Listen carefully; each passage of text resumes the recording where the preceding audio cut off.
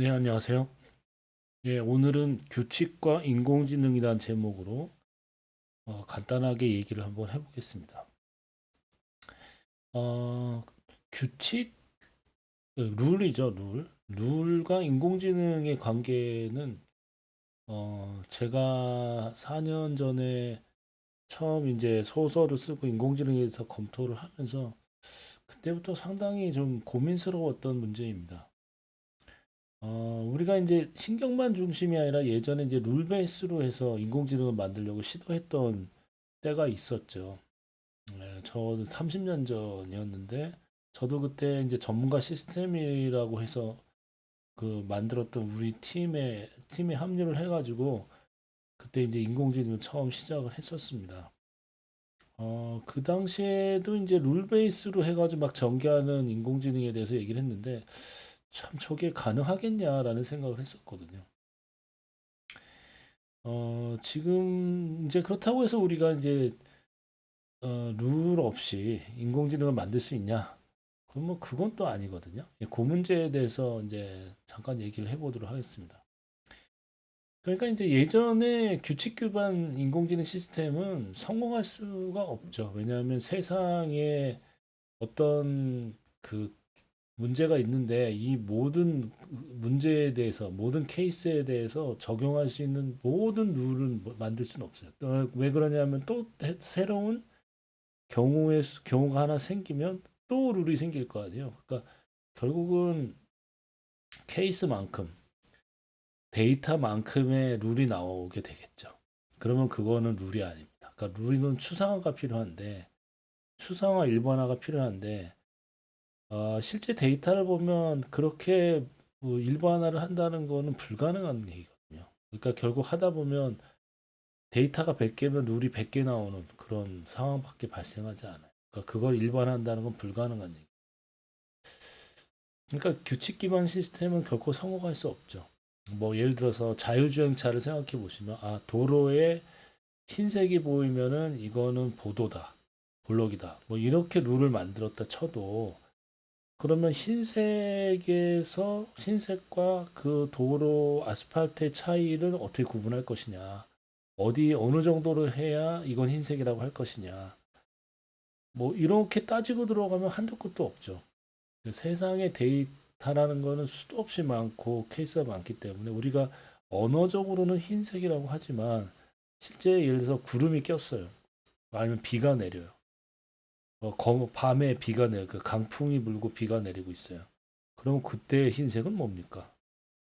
그러니까 이거는 이제 규칙을 정할 수 없는 거거든요. 그러니까 결국 규칙 기반 시스템은 절대로 성공할 수가 없습니다. 우리가 예전에 자율주행 할 때도 뭐 전 도로의 전자지도를 만들어서 뭐 하겠다는 등 뭐 이런 얘기도 있었고, 제가 검토했던 데는 이제 항구였는데, 항구에 지나가는 트럭 같은 경우에는 이 도로를 그 카메라, 인공지능이 구분할 수 있도록 도로에 뭐 노란색을 칠한다더니 아니면은 뭐 표지석을 세워서 뭘 한다느니 뭐 그래서 이제 이럴 때는 이렇게 할 수 있도록 가이드를 해준다는 온갖 걸 했는데 결국은 이제 그게 케이스 바이 케이스거든요. 예, 그래서 규칙 기반 시스템은 성공할 수가 없습니다. 예, 저도 이제 그렇게 생각하고 자율주행 시스템을 한 4년 전에 생각할 때가 이건 안 된다라고 생각했어요. 아니면 우리 저 일론 머스크가 하는 대로 이제 엔드 투 엔드 방식의 학습 아니면 차이 학습이라고 해서 이제 실제 어, 자동차를 움직이면서 현재 이렇게 될 거라고 인공지능이 예측한 것과 바로 2분 후에 나타난 상황이 다를 거 아니에요. 그 차이를 계속 꾸준히 학습해가지고 실시간으로 데이터를 다 받아서 전 그 차에 있는 데이터를 받아서 계속 지속적으로 그 차이를 학습하는 방법으로 하면 그건 가능하겠지만 그것도 이제 엄청난 차들이 이제 돌아다녀야 되겠죠. 그렇지 않고 이제 룰 베이스는 분명히 안 되고, 그러니까 전자지도를 만들어서 뭐 이렇게 한다. 그리고 뭐 그걸 룰을 다 집어넣어서 한다. 그건 말도 안 되는 얘기고. 또 웨이모 같이 이제 가상 시뮬레이션 하겠다. 이것도 그 실제 현실에서 나타나는 모든 상황을 가상 시뮬레이션에 집어넣어서 학습을 한다는 건 불가능하잖아요. 그러니까 실제 해보는 수밖에 방법이 없잖아요. 그래서 이제 나는 일론 머스크의 그 테슬라 자동차에서 하는 방식이 가장 타당하고 또 그런 방식으로 하는 게 시간은 많이 걸리겠지만 결국 그거 외에 다른 자율주행에 대한 얘기하는 거는 전부 안 될 거라고 생각했거든요. 근데 실제로 지금 보시면 그런 방식으로 일론 머스크가 주장하는 그런 방식으로는 지금 어느 정도 성공을 거두고 있죠. 뭐 나머지 다른 방식으로 했던 거는 지금 다 입을 다물 못하고 있고, 그다음에 뭐 구글의 웨이모 같은 것도 제가 생각할 때 일부 도로에서 실제 운행하면서 아마 시행착오를 겪으면서 학습을 한 것 같은데 대부분 가상 현 시뮬레이션이고요. 뭐 그렇게 하는 방법밖에 없죠. 그래서 이제 규칙 기반 시스템을 지금 주장하는 사람은 아무도 없어요. 왜냐하면 한번 전문가 시스템이라는 걸로 실패를 했기 때문에 신경망처럼 패턴을 학습하는 그런 방식으로 이제 다들 얘기를 하지 이거를 룰 베이스로 뭐 합시다라는 얘기하는 사람은 한 사람도 없어요.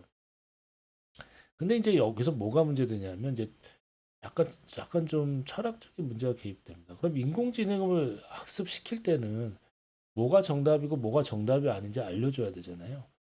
거기는 규칙이 있지 않습니까? 그죠? 예. 그러면 이 규칙을 가지고 사실 인공지능을 학습시키는 거니까 우리는 규칙 없이 우리가 정한 규칙 없이 인공지능한테 뭘 가르쳐 주죠? 그래서 규칙이 필요는 해요. 인공지능 가르쳐야 되니까. 우리가 정해야 되는 거죠. 이거는 그 보도블록이고 이거는 보도블록이 아니야. 라는 거를 정해줘야 되잖아요. 뭐 그거를 명확하게 뭐 색깔이 이렇고 뭐 그다음에 흰색이 뭐 몇 퍼센트면은 도로 이렇게는 하는 건 아니고 그냥 여기서 이건 도로 이거는 보도블록 이렇게 나름대로 규칙이 있잖아요. 네. 그 규칙은 전 세계 사람들이 공감을 하기 때문에 규칙이 된 거죠. 네. 그래서 규칙이 없는 건 아닙니다. 그리고 그 규칙을 학습하도록 하죠. 그러니까 이 규칙이 없는 게 아니라 규칙은 인공지능에게 학습을 할 수 있는 가이드로서의 역할을 하지만 문제는 뭐냐면 규칙을 너무 세세하게 만들었다. 그래서 우리가 보도블록을 구분해 가지고 A라는 보도블록, 보도블록도 여러 가지가 있으니까 보도블록의 종류를 한 30가지로 구분해요. 그런 다음에 이런 식의 보도블록일 때 이렇게 하라고. 저런 식의 보도블록일 때 이렇게 하라고. 그래서 우리가 30개로 나눈 다음에 각 보도블록의 상태겠죠. 그 상태에 따라서 이렇게 하라고 또 학습을 시키고 하면 학습이 될까요? 너무 심하게 룰을 만들면 그 순간에 어떤 문제가 생겨요? 룰이 사실은 이게 배타적이어야 되는데 A라는 룰과 B라는 룰이 배타적이어야 되는데 A 실제 상황에서는 A이면서 B인 또 A의 성격을 가지고 있는 B인 뭐 이런 게 발생하거든요 실제로.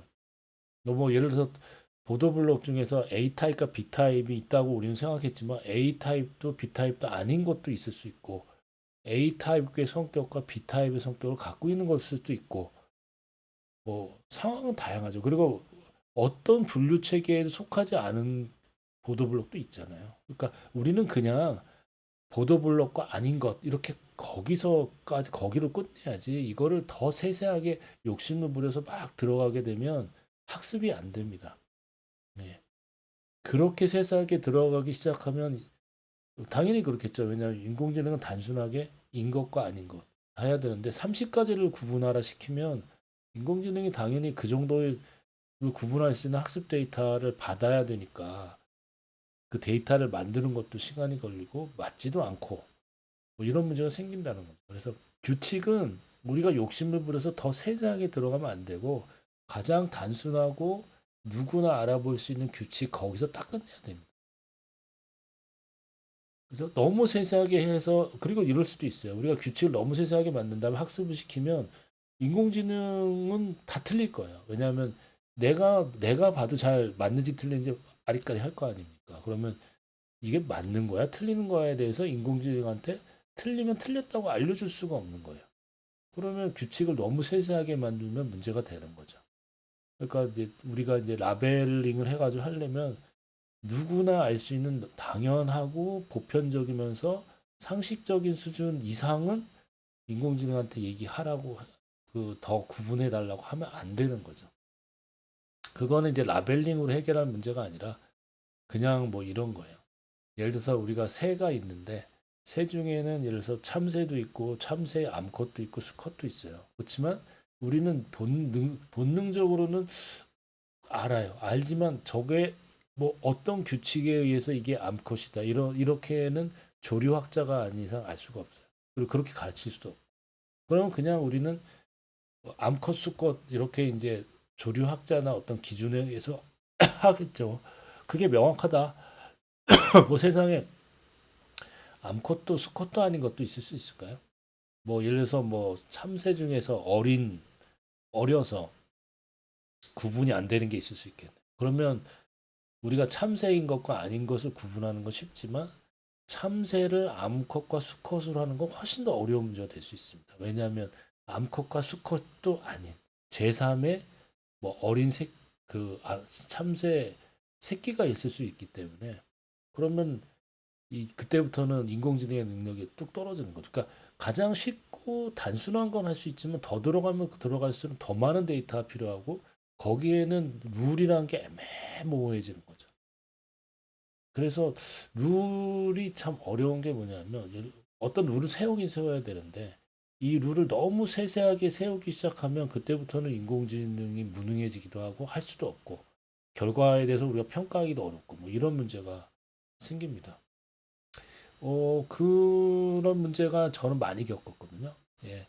비전 인식 같이 이제 같은 이제 불량품 어떤 공장에서 불량품 구분하는 문제가 가장 어려운 이유가 뭐냐면 그 불량품을 나누는 기준이 그냥 딱 눈에 보기에 그냥 깨졌네 안 깨졌네면 쉬운데 이거는 뭐 불량인 듯 아닌 듯 이 정도는 불량이라도 그냥 양품으로 취급해서 그 우리가 좀 비용을 좀 너무 세게 불량으로 하면은 좀 안 되고 뭐 이런 식으로 들어가 버려요. 그러면 이게 욕심을 부리게 되면 인공지능이 할 수가 없습니다. 그냥 제 생각에는 과인식이 되더라도 불량으로 많이 취급하더라도 그냥 불량 아닌 것 딱 구분해가 조금만 이상하면 그냥 다 불량으로 해버리고 그 중에서 건질 수 있는 건 사람이 해야 되는데 이것도 깨지긴 했지만 이 정도까지도 가면은 우리 제품 중에 남만하는 게 아무것도 없는데 어떡하지? 막 이렇게 해버리면 이거는 사람이 본인들도 룰로 정할 수 없는 거를 인공지능한테 해달라는 거기 때문에 사실 거기서부터 비전 인식이 실패하기 시작하는 거거든요. 그래서 5번 규칙은 단순하고 명확하고 너무 세세한 규칙을 만들면 인공지능은 안 됩니다. 그래서 저도 굉장히 많은 실패를 경험했어요. 뭐 최근의 사례에서 같은 경우는 처음에는 이제 뭐 그렇게 나누어 달라고 하다가 나중에 되니까 본인들만의 규칙을 막 강요를 하더라고요. 그러면 그때부터는 프로그램을 짜야지 인공지능이 하면 안 되거든요. 그래서 인공지능은 빼버리고 그 다음에 완전히 프로그램을 해가지고 했는데 그러려면 인공지능 할 필요가 없는 거죠. 네.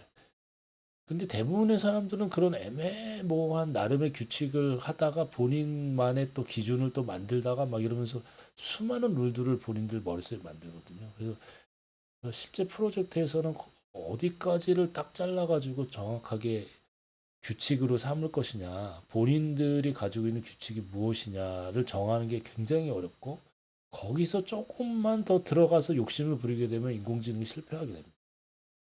근데 이 문제는 30년 전에 전문가 시스템에도 있던 문제예요. 전문가 시스템을 만들려고 딱 들어가 보니까 각자 그 자기네들이 정한 규칙이 다 다르다는 거죠. A는 A라는 사람만의 규칙이 있고, B는 B라는 사람만의 규칙이 있고, 또 이랬다 저랬다. 또 1년 후엔 달라지고. 계속 바뀌잖아요. 그리고 그 기준도 달라. 근데 무슨 기준이라고 물어보면 말로 정확히 설명을 못해. 자기는 경험적으로 가물은 안 돼. 그걸 말로 표현해 보려고 그러면 그때부터 뭐가 몇 센치고 빛의 광도가 얼때서 뭐 흑백이 얼마나 섞여 있어 이렇게 따져서 규칙을 정하려고 그러면 이건 끝도 없는 거죠. 그래서 결국 인공지능 신경망을 적용하려고 그래도 우리가 이제 들어가 보면 결국은 전문가 시스템에서 했던 것과 똑같이 고객사가 자기네의 정해진 규칙이 없다. 있어도 말로 표현이 잘 안 된다. 그거를 정하려고 하니까 끝이 안 난다라는 전문가 시스템에서 부딪혔던 문제에 똑같은 문제에 부딪히게 됩니다. 그래서 이런 얘기는 이제 그 아름다운 저기 그 인공지능 논문이나 뭐 그런 데는 안 나오는 얘기죠. 예. 세상은 이제 실제로 이런 인공지능이나 컴퓨터공학을 가지고 과제를 하려는 사람들은 이런 지저분한 문제에 부딪히고 하게 되는데 해보지 않은 사람은 뭐 아름답고 우아하고 이제 멋진 얘기만 하겠죠. 네. 뭐 그러면 당신 해결책이 있습니까? 라고 물으면 사실 저도 없어요. 근데 안, 더 들어가서 이제 막 룰이 애매하다 그러면 안 하는 게 최고라는 거죠. 네. 그리고 그거를 고객사에서 단순 명쾌하게 정리해주지 않는 한 이건 들어가면 프로젝트는 절대 끝날 수 없습니다. 그래서 이거는 뭐 인공지능 뭐 하라 인공지능은 뭐 무슨 파워풀한 뭐 인공지능을 엄청난 걸 갖고 와도 해결될 수 있는 문제가 아니에요. 결국 자기들이 규칙을 정하지 못하는데 그 뭘 할 수 있어요. 그래서 방법은 그냥 단순하게 불량 일득 같은 거 다 걸러내고 그 다음에 나머지는 그 중에서 네가 건질 만한 거는 네가 눈으로 해서 걸러내. 그 이상은 강요하지 마. 뭐 이렇게 하는 수밖에 없는 거지. 그거를 갖고 막 그 세세하고 그냥 미묘한 차이까지 인공지능이 다 걸러낼 수 있게 해주세요라고 하면 하지 마세요. 안 하는 게 낫다는 거죠. 그리고 절대 못 그렇게 시작하고 들어가면 절대 프로젝트가 안 끝납니다. 그래서 이제 참 어려운 문제죠. 그러니까 룰과 그 다음에 그 인공지능의 능력의 문제, 인공지능이 그 세세한 그러면 그 사람들이 원하는 걸 다 구분해 줄 수 있냐는 문제, 해줄 수는 있어요. 해줄 수는 있는데, 예를 들어서 한 단계를 더 들어간다. 예를 들어서 그냥 단순히, 어, 그냥 양품과 분량을 구분하는 단순한 문제인데, 이게 만약에 두 달에 끝날 수 있어요. 근데 한 단계 더 들어가서 그 중에서 일부 불량이지만 양품스러운 거를 건져달라. 뭐 이런 얘기가 나왔어요. 자, 그러면 처음에 양품과 불량을 구분하는 게 두 달이었다면 그 불량 중에서 양품스러운 건 건지는 건 몇 개월이 걸릴까요? 제 생각에는 곱하기 최소 5입니다. 예. 왜냐하면 두 달 걸리는 게 쉽게 끝났기 때문에 그 미묘한 문제는 곱하기 최소한도 제 생각엔 5배가 걸려요. 그래 왜? 그만큼 데이터가 모여야 됩니다. 그렇게 양품 중에서 불량 중에서 양품스러운 데이터를 다 골라내야 되거든요. 아마 데이터가 거의 없을 거예요. 그러면 그 데이터를 찾아서 라벨링을 하는 데만 제 생각은 3, 4개월이 걸릴 것이고 최소한도 예를 들어서 두 달 걸렸다고 칩시다. 그러면 인공지능이 하나 더 있어야 되는 거죠. 양품 불량 중에서 양품스러운 걸 골라내는 인공지능. 그걸 훨씬 더 그 파워풀한 인공지능이 필요할 거 아니에요. 그러면 그거 찾아내는 거 또 두 달. 두 번째, 양품과 분량을 골라내는 인공지능과 그렇게 분량 중에서 양품을 골라내는 인공지능 두 개가 있으면 안 되는 거예요. 두 개가 하나여야 돼요. 왜? 그러면 이두저도 아닌 게 또 생기거든요. 그 사이에서 빠져나가는 게 또 생기고 그렇기 때문에 두 개를 모듈을 나누는 게 아니라 두 개를 합쳐서 하나로 또 학습을 시켜야 됩니다. 그래서 미니멈 제 생각에는 두 달이 걸렸다면 그거 하나 더 들어간 건 미니멈 5개월 정도 잘했을 때, 잘했을 때 5개월 합해서 7개월. 그러니까 두 달로 시작했다가 단 한마디 더 해주세요로 7개월이 걸린 거. 아, 그렇게 되는 거예요. 그러니까 그 실제적인 문제에서 얼마나 기간이 더 소요되고 어떤 문제가 생기고 하는 것은 제가 볼 때는 경험해 보지 않은 사람은 알 수가 없는 거죠. 근데 이런 얘기는 어, 사실 뭐 논문이나 책이나 어디에도 나오지 않습니다. 수많은 이제 시행착오와 경험을 겪은 사람만이 알 수 있는 얘기인 거죠. 그렇고요. 저 같으면은 그걸 안 한다 이거죠. 저 같으면은 딱 거기서 양품 분량 해주세요라는 데서 할 수 있는 데서는 딱 끝내고 그 이상은 안 하고 빠져나가야 돼요. 그리고 더 해주세요. 돈 더 줄게. 그래도 안 해요. 네. 큰일 납니다. 네. 하나 더 들어가는 게 얼마나 그 지난하고 고달프고 답이 안 나오는 과정인지 모르겠다. 거기서 단 한 발자국만 더 딛는 순간 이제 늪에 빠져서 절대 빠져나올 수 없는 상황이 돼버려요. 네, 그렇습니다. 뭐 요거까지는 이제 경험적인 얘기였고, 그다음에 이제 실제 오늘 얘기하고 싶은 거는 이런 규칙과 인공지능의 관계에 대한 약간 그 사상적인 얘기를 좀 더 드리려고 하는 얘기입니다. 뭐 여까 앞에까지는 인공지능에는 이런 문제가 있구나라는 것이었고요. 조금 더 들어가 보면 결국 이제 이 규칙이라는 거는 일종의 가이드 역할을 해주는 거죠. 인공지능한테 이렇게 학습을 해라라고 가이드를 해주는 역할이죠. 근데 이 가이드가 너무 세세하고 빡세면은 인공지능은 학습을 못 하잖아요. 자, 근데 이게 이 규칙에 대한 문제가 사실 우리가 다 알고 있는 문제입니다. 우리가 이제 법이라고 하죠, 법. 우리가 법률도 보세요. 법률도 큰 흐름이나 방향만 제시하는 거지. 거기서 모든 케이스를 이 법이 다 소화할 수 없어요. 케이스 바이 케이스로 들어가면 도둑질인데 도둑질이 아닌 것 같은 거. 뇌물을 받았는데 뇌물을 받은 듯 안 받은 듯한 거. 케이스가 얼마나 많겠어요. 그러니까 법은 딱 규정을 해놨지만 그 규정이 무엇인지에 대해서 더 세세하게 들어가기 시작하면 이거는 법을 아마 지구를 가득 채워도 법이 될 수가 없어요. 그 모든 판단은 누구한테 맙니까? 그래서 판사가 현재 상황과 그 다음에 한국의 관습과 뭐 이런 걸 가지고서 판사가 본인이 그때그때 판단해서 결정하는 거지. 이 모든 법을 세세하게 다 규정을 하려는 순간 아무것도 안 되고 마비 상태에 빠지게 되잖아요. 그게 사실 이게 인공지능에도 똑같다는 거죠. 인공지능도 이런 게 불량이야라고 해서 하는 걸로 끝내야지. 불량의 데피니션을 내려볼까? 우리 회사 나름의 불량의 데피니션을 내려보자. 이 말 하는 순간 그냥 완전히 마비 상태 빠지는 거거든요.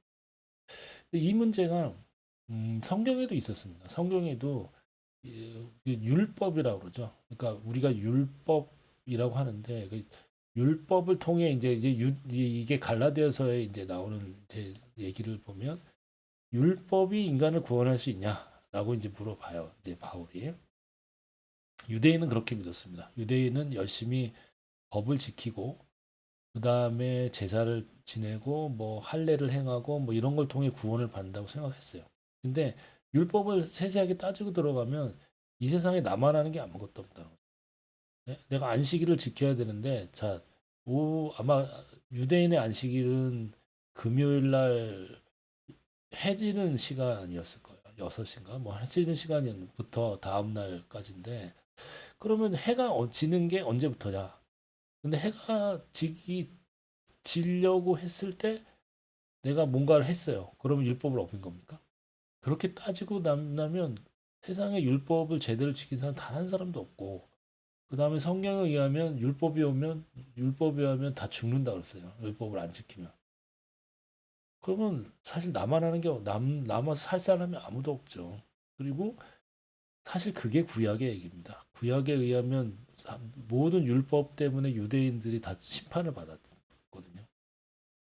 그래서 율법의 역할은 뭐냐, 그 법의 역할은 뭐냐 하면은 가이드라는 거죠. 여기서 보면 그래서 그거를 후견인이라고 했습니다. 일종의 그때는 노예이면서 이제 교사가 있었어요. 그래서 어린 아이들을 이렇게 매, 매질을 하면서 가르치는. 그래서 성인이 돼서 이제 그 주인의 아들, 딸로서 주인의 일을 구실을 할 수 있도록 노예이면서 교사 역할을 해서 이렇게 종아리를 때려가면서 이렇게 가르치는 그런 교사가 있었거든요. 그래서 그런 역할이라는 거죠. 그래서 우리를 그 주인이 되도록 할 때까지 우리한테 이거는 하면 안 돼. 이런 거는 하면 안 돼라는 역할이지. 이 자체가 너무 지키려고 그러면 사람이 죽어버리잖아요. 예.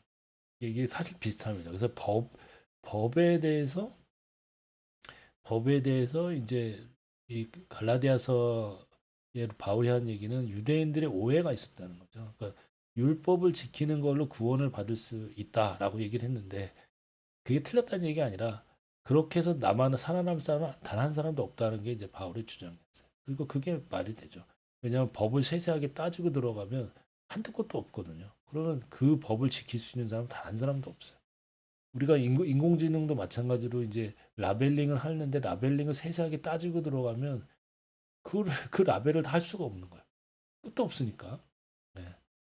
그런데 여기서 이제 바울이 하는 얘기는 뭐냐? 그럼 우리는 어떻게 그걸 받아요? 라고 물어볼 때 여기서 이제 무슨 얘기를 하냐? 여기서 굉장히 중요한 얘기인데 몸 얘기를 합니다.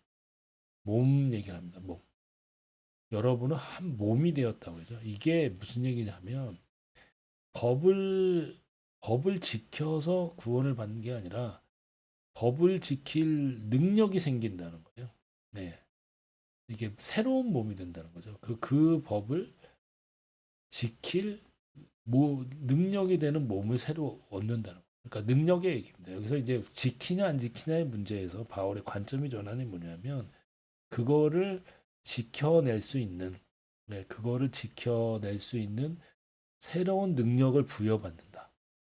그래서 문제를 해결한다. 그런 거죠. 그러니까 그 인공지능 관점에서 보면은 어 저거 어떻게 하지? 이건 인공지능이 할 수 없는 일. 이 법이 너무 세세해. 이거 어떻게 해? 이 규칙을 조금 더 들어가 주세요. 했어. 그러면 그거 어떻게 합니까? 결국은 그런 미묘한 규칙들을 다 흡수해서 구분해낼 수 있는 파워풀한 인공지능이 들어가면 해결되겠죠. 네, 뭐 그런 얘기죠. 그러니까 제가 만약에 이제 어떤 프로젝트에서 자신이 없다는 얘기는 분량과 양품을 구분할 능력은 되지만 그 한 단계 더 들어가는 거는 내가 가지고 있는 인공지능은 도저히 안 되겠는데 그러면 도망가는 거고 그 두 단계까지 파워풀하게 구분해낼 수 있는 인공지능이 있다. 그러면 프로젝트 할 수 있겠죠. 네, 그러니까 결국은 이제 몸의 문제다, 그러니까 능력의 문제다라고 똑같은 얘기를 하는 거죠. 그러니까 우리가 성경을 성경적으로만 자꾸 보지 말고 우리가 이제 인공지능과 룰 베이스와 인공지능의 문제나 사실 말만 바꿨지 여기서 말하는 율법과 몸에 대한 문제나 사실은 똑같은 얘기라는 거예요. 제 얘기는. 그러니까 우리가 성경을 새로운 관점으로 볼 수 있는 거죠. 우리는 이거를 할 수 있는 파워풀한 능력이 있으면 어떤 게 들어와도 다 해결할 수 있는데 그래서 없으면 못 하는 거죠.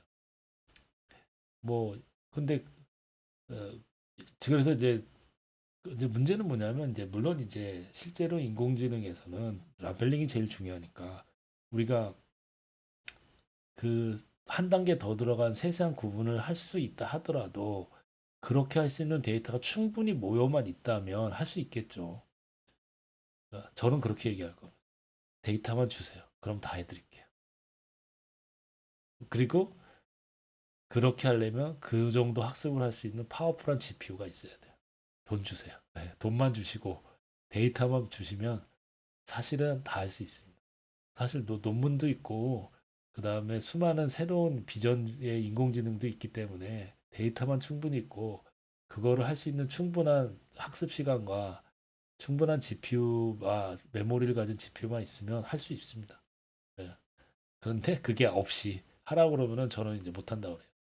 그래서 결국은 능력의 문제인데 그 능력은 돈과 시간과 그 다음에 니네들이 그 고객사가 그 충분히 인력을 투입해서 충분한 데이터를 만들 수 있는 그 시간과 능력 그거 주면 하지. 근데 거기에는 제한이 있어요. 예를 들어서 양품과 분량을 구분하는데 일주일이 걸린다. 그리고 5천 장이었다. 그럼 한 단계를 더 내려가려면 얼마나 들까요? 5천 장이요? 5만 장. 곱하기 최소한 10배 있어야 돼요. 그리고 그렇게 보기 쉽지 않을 거요. 네. 제 생각에 한 뎁스를 더 들어가는 순간 거기다 곱하기 10 정도를 제 생각은 해야 된다고 봅니다. 예. 왜냐하면은 한 단계를 더 들어가면 한 단계 더 들어갈 때 케이스가 양품 분량이 아니라 양품스러운 분량이 때문에 얼마나 케이스가 많겠어요.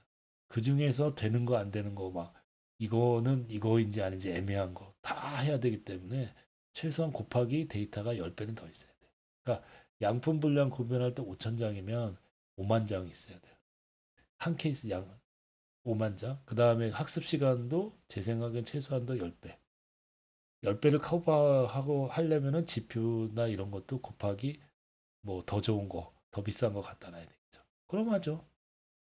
그리고 그 데이터 라벨링, 5만 장 라벨링 하는데 지금 일주일이 걸린다면 아마 사람, 똑같은 사람은 한 달은 해야 될 거예요.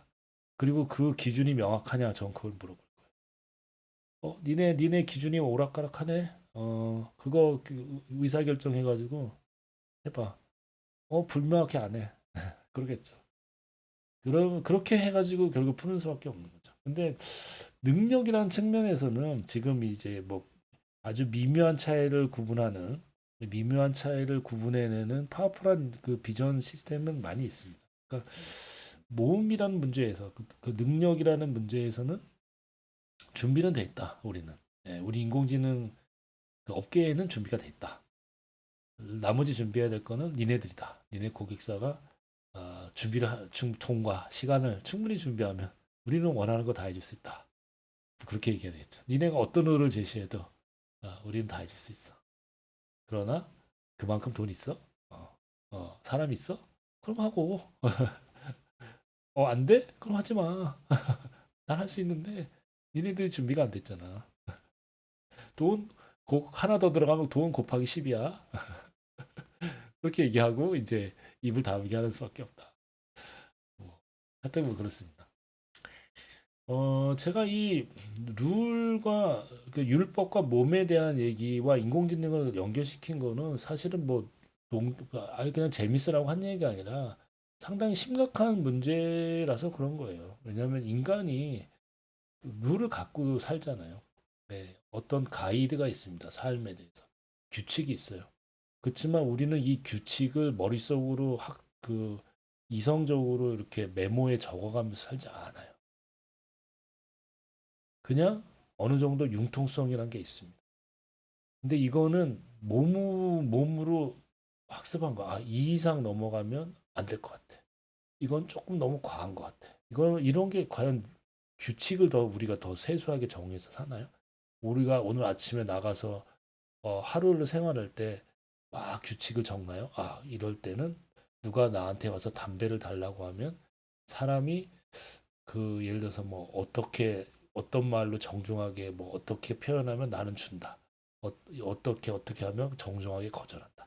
이런 거 뭐 하나하나를 우리가 룰을 해가지고 외워서 다닙니까? 다 몸의 문제죠. 몸으로 배워서 그거를 그 룰을 위배하지 않는 범위 내에서 서로 적당히 그냥 봐주면서 살잖아요. 그러니까 이것도 잘 생각해 보시면 룰은 우리를 일종의 너무 오버하게 벗어나지 않게 하는 가이드로서의 역할을 해주고 그 룰을 학습해서 살아가게 하는 거는 몸의 문제잖아요. 우리도 뇌에 신경계를 갖고 있기 때문에 신경계를 통해서 그 룰을 위배하지 않는 범위 내에서 살아가는 법을 터득해 가면서 몸이 사실 배워가지고 그걸 가지고서 살잖아요. 그러니까 똑같아. 우리 몸 자체가 일종의 인공지능 시스템이고 이 몸의 학습을 해주는 가이드는 일종의 룰이 있는 거예요. 그죠? 그 룰은 애매해요. 그렇지만 왜냐하면 너무 따지고 돌면 우리는 이 룰을 지킬 수가 없어. 그래서 이 룰은 룰이 있는데 그냥 적당히 이사회에서는 요 정도 해도 봐주네. 너무 심하게 하니까 그러면 이번에는 요까지 하면 안 되겠네. 뭐 이런 것들을 몸으로 배워가면서 학습을 해가면서 하는 거죠. 그러니까 인공지능이 룰을 배워가지고 학습을 하는 거나 인간이 사회에서 법을 지켜가면서 하는 거나 돌아가는 메커니즘이 똑같습니다. 그리고 그게 또 사실은 이 갈라디아에서 율법과 몸에 대한 얘기를 하는 거죠. 그러니까 우리가 율법을 준수할 수 있는 새로운 몸. 왜냐하면 예전에 율법을 준수할 수 없는 몸이었다는 거예요. 능력의 문제라는 거죠. 그러니까 새로운 몸이 됐으니 우린 지킬 수 있어. 이렇게 되는 거죠. 그리고 우리가 실수할 수 있어요. 그렇지만 그래도 우리가 처벌을 받지 않는 거는 여기 갈라디아에서에 의하면 이미 처벌을 누군가 받았으니 우린 시행착오를 겪지만 시행착오를 했다고 해서 죽진 않죠. 정죄당하진 않고 그러면 또 우리는 몸을 이뤘기 때문에 몸 안에서 학습을 해가지고 새로운 몸을 통해서 익히는 거죠. 그리고 여기서 말하는 몸은 일종의 교회나 아니면 공동체를 얘기하는 거거든요. 근데 공동체가 시행착오를 겪어가면서 새로운 생활 방식에 적응해 나간다. 그러니까 이것도 인공지능과 똑같은 거죠. 그래서 결국 율법과 몸이라는 근본적인 이제 문제는 사실 인공지능의 문제나 사람이 살아가는 법과 사람이 살아가는 문제나 성경에 나오는 율법과 몸의 얘기나 사실은 똑같은 맥락에서 하는 얘기다라는 걸 알 수 있어요. 그러니까 성경을 읽는 사람들이 너무 고리타분하게 옛날 방식으로만 성경을 읽으면 사실 재미가 없어요. 근데 여기에 나오는 이 주제들도 우리가 딱 인공지능 우리가 인간이 살아가는 거 생각해 보면 이게 쉽게 이해가 가는 거죠. 이 여기서 무엇을 얘기하는지 쉽게 이해가 가잖아요. 그래서 저는 제가 하고 있는 어떤 인공지능 분야 뭐 아니면 이렇게 소설 쓰는 거 그다음에 이게 뭐 성경 해석 이게 따로가 아니라고 생각하거든요. 다 연결돼 있고 다 서로 그 관련성이 있다고 항상 생각합니다. 예, 그렇습니다. 그래서 이렇게 하다 보니까 처음에 인공지능 문제에서 우리가 갈라디아서에 나오는 갈라디아서는 그 신약 성경에서 가장 중요한 부분으로 치잖아요. 그래서 율법과 그 다음에 뭐 구원의 문제까지 그 성경 해석의 문제까지 쫙 연결해서 이어지지 않습니까?